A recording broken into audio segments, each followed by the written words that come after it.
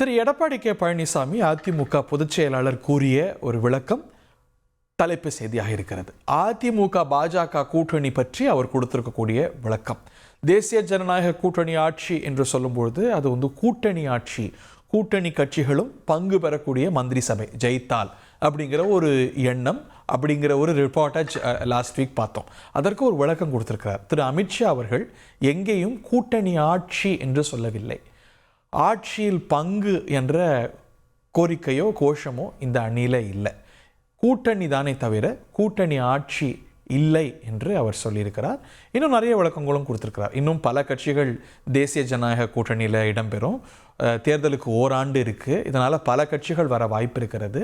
திமுகவுக்கு எதிரான சக்திகளை எல்லாம் நாங்கள் எல்லாம் ஓரணியில் இணைந்து வீழ்த்த போகிறோம், இதுதான் எங்களுடைய ஸ்ட்ராட்டஜி என்று சொல்லக்கூடிய அவர் கூட்டணி ஆட்சியா அப்படிங்கிற கேள்விக்கு விடையளித்திருக்கிறார். இல்லை, அதிமுக தலைமையிலான ஆட்சியை தவிர கூட்டணி மந்திரி சபை ஆட்சி என்பது இந்த அணியோடைய இலக்கோ கொள்கையோ கோஷமோ அல்ல அப்படின்னு சொல்லியிருக்கிறார். டெல்லிக்கு மோடி, தமிழ்நாட்டுக்கு இபிஎஸ் என்பது தான் ஃபார்முலா அப்படிங்கிற ஒரு விளக்கம் வந்திருக்கிறது.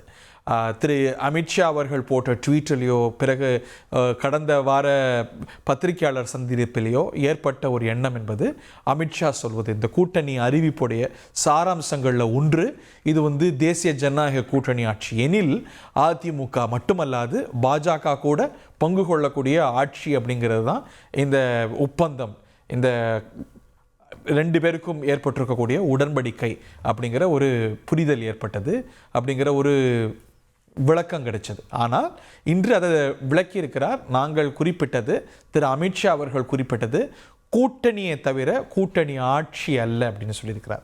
தேசிய ஜனநாயக கூட்டணி அப்படின்னு சொல்லும்போது அவர் பாஜகவையும் குறிப்பிட்டாரா? அது தேசிய ஜனநாயக கூட்டணி இந்த கட்சிக்கு தலைமை அதிமுக அதன் ஆட்சிங்கிறதுனால அதிமுக ஆட்சியை மட்டும்தான் குறிப்பிடப்பட்டதா அப்படிங்கிற கேள்விகள்லாம் எழுந்த நிலையில் அதற்கு விளக்கம் வந்திருக்கிறது. இதை பாஜக எப்படி பார்க்க போகுது அப்படிங்கிறது அவங்களுடைய அஃபிஷியல் கிளாரிஃபிகேஷன் என்னங்கிறதையும் நம்ம பொறுத்திருந்து பார்க்கணும். ஆனால் அதிமுகவை பொறுத்த வரைக்கும் அவங்க கிளாரிஃபை பண்ணியிருக்கிறாங்க. திரு எடப்பாடி பழனிசாமி அவர்கள் கிளாரிஃபை பண்ணியிருக்கிறாரு. எங்களுடைய நிலைப்பாடு கூட்டணியை தவிர ஆட்சியில் பங்கு கொண்ட கூட்டணி ஆட்சி இல்லை அப்படிங்கிற விளக்கத்தை அவர் சட்டமன்றத்துக்கு வெளியே அவர் கூறியிருக்கிறார் என்பது குறிப்பிடத்தக்கது.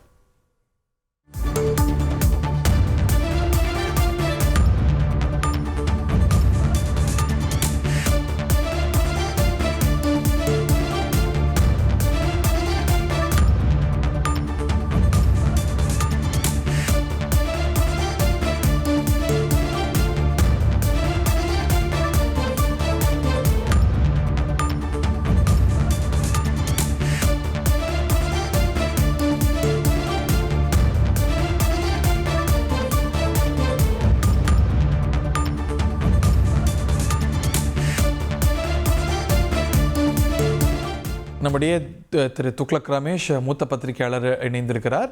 இது ஒரு முக்கியமான கிளாரிஃபிகேஷன் இல்லை திரு ரமேஷ், கூட்டணியை தவிர ஆட்சியில் பங்கில்லை, கூட்டணி ஆட்சி இல்லை அப்படின்னு திரு எடப்பாடி பழனிசாமி விளக்கியிருக்கிறார்.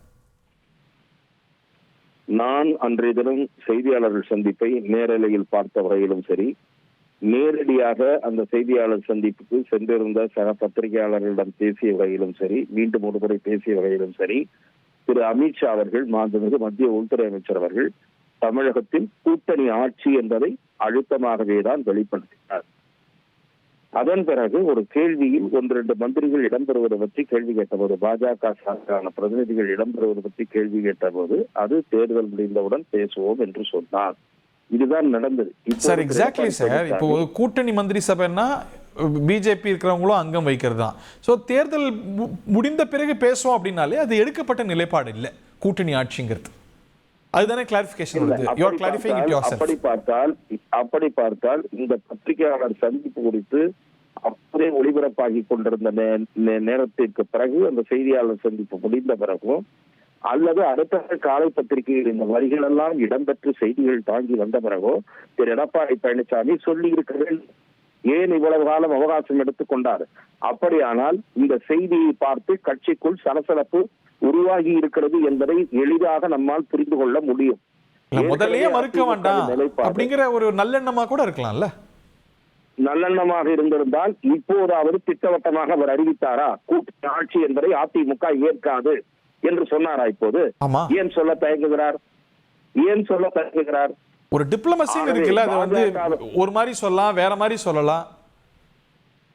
இல்ல, இது வழவழ குழக நிலைப்பாடுதான். இரண்டாவது, பாரதிய ஜனதா கட்சியினுடைய மாநில தலைவராக திரு அண்ணாமலை அவர்கள் இருந்த போதே 2026 தமிழகத்தில் கூட்டணி ஆட்சி என்பதை தெளிவாக சொல்லி இருக்கிறார்.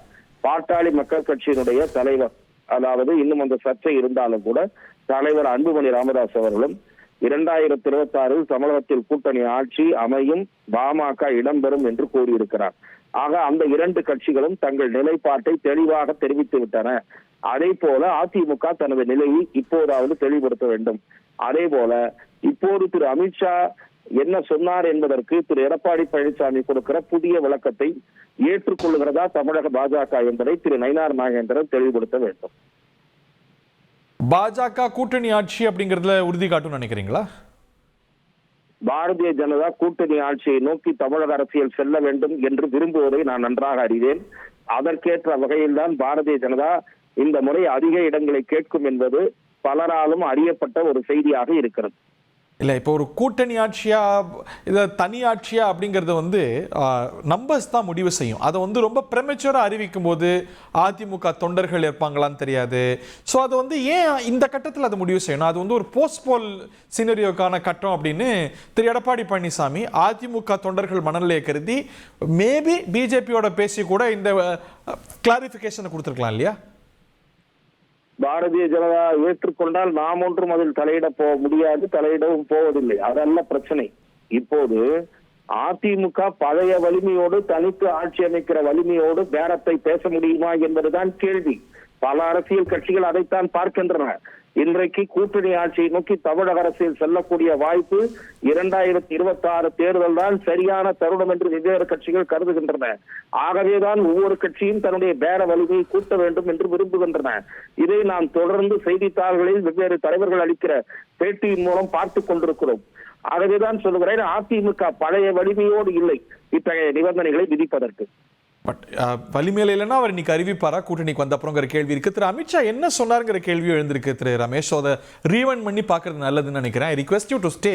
இந்த நிலையில திரு அமித்ஷா இந்த அறிவிப்பை வெளியிடும் போது எப்படி அறிவித்தார், என்ன சொல்லி அறிவித்தார் கேட்கலாம். உங்களுக்கு கிடைத்துவிடும். एडीएमके और भाजपा का ये जो अलायंस का मतलब मिलके राज्य यहाँ पे बनाएंगे क्या पूछ रहे हैं? सरकार, कोएलिशन सरकार जी, हम साथ में सरकार बनाएंगे. हम चुनाव एडप्पाडी जी के नेतृत्व में लड़ेंगे. நாங்கள் இணைந்துதான் இங்கே ஆட்சி அமைக்க போகிறோம். அந்த மாதிரி கூட்டணி ஆட்சி தான் நடைபெற போகிறது. திரு எடப்பாடி அவர்களின் தலைமையில் தான் இந்த கூட்டணி உங்களுக்கு கிடைத்துவிடும்.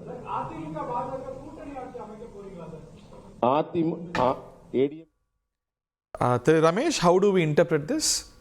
ஒரு கிரே ஏரியா இருக்கும். இரண்டு கட்சிகளும் சேர்ந்து ஆட்சி அமைக்கும் என்பதுதான் அந்த கருத்து உணர்த்துகிறது. எடப்பாடி பழனிசாமி கூறுவதை போல அல்ல. ஒரு கூட்டணிக்கு அவர் தான் தலைவர் அப்படிங்கும் போது அவருக்கு அதுல அதிகாரம் இருக்குல்ல. சோ அதை ரிவைஸ் பண்ணி அறிவிக்கலாம், இல்ல ரீக்ளாரிஃபை பண்ணலாம். அவர் அப்படி நீங்கள் இவ்வாறு கூறுவதை நான் ஏற்றுக்கொள்கிறேன். அன்று அறிவிக்கப்பட்ட நிலையிலிருந்து மாற்றி நாங்கள் எங்கள் நிலை இதுதான் என்று அறிவிக்க திரு எடப்பாடி பழனிசாமி அவர்களுக்கு முழு உரிமை உண்டு. அன்று சொல்லப்பட்டது என்ன என்பதுதான் கேள்வி. அன்று சொல்லப்பட்ட கருத்தை இன்று திரு எடப்பாடி பழனிசாமி திரித்து கூறுகிறார் என்பதுதான் பத்திரிகையாளர்களின் பார்வை. நன்றி திரு ரமேஷ். ஒரு சுவாரஸ்யமான டெவலப்மெண்ட். கூட்டணி ஆட்சி இல்லை, ஆட்சியில பங்கு இல்லை அப்படிங்கிற விளக்கத்தை திரு எடப்பாடி பழனிசாமி கொடுத்திருக்க. பாஜக இதுக்கு என்ன ரியாக்ட் பண்ண போகுதுங்கிறத பொறுத்திருந்து பார்க்கலாம். செய்திகளை உடனுக்குடன் தெரிந்து கொள்ள உடனே சப்ஸ்கிரைப் பண்ணுங்க.